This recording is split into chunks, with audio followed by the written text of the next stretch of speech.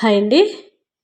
మీకు బెండకాయ గ్రేవీతో కావాలంటే ఇలా ట్రై చేయండి. మిక్సీ గిన్నెలో కొద్దిగా పెరుగు, ఒక టమాటో, పసుపు, కారము, అల్లము, ఉల్లిపాయ ముక్కలు, జీలకర్ర, ధనియాలు వేయించి పొడి చేసుకున్న పొడి ఒక స్పూను మెత్తగా మిక్సీ పట్టుకోవాలి. స్టవ్ మీద కళాయి పెట్టుకొని కొద్దిగా నెయ్యి వేసుకొని కట్ చేసి పెట్టుకున్న బెండకాయ ముక్కలు వేసి దోరగా వేయించి సైడ్కి తీసుకోవాలి. అదే కళాయిలో పాలమేగడ వేసుకొని ఆవాలు, జీలకర్ర, శనగపప్పు, మినపప్పు ఉన్న దినుసులు వేసుకున్నాను. అవి బాగా వేగిన తర్వాత కొద్దిగా కరివేపాకు వేసి ఈ మిక్సీ పట్టుకున్న పెరుగంతా కూడా వేసేసుకోవాలి.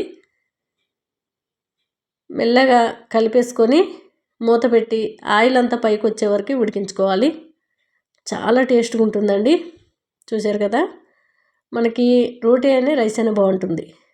ఈ బెండకాయ ముక్కలు సైడ్కి పెట్టుకున్నవన్నీ వేసేసి బాగా కలిపేసి మళ్ళీ మూత పెట్టి ఆ పెరుగంతా కూడా బెండకాయకి పట్టేలాగా మూత పెట్టాలి. 2 సెకండ్లే. ఎందుకంటే మనకి ఈ కర్రీకి ఎక్కువగా పుల్లటి పెరుగు అయితే మనం గ్రేవీ బట్టి చాలా టేస్ట్గా ఉంటుంది. మనం గ్రేవీకి వాటర్ వేస్తాం కాబట్టి కొద్దిగా పుల్లగా ఉంటే బాగుంటుంది.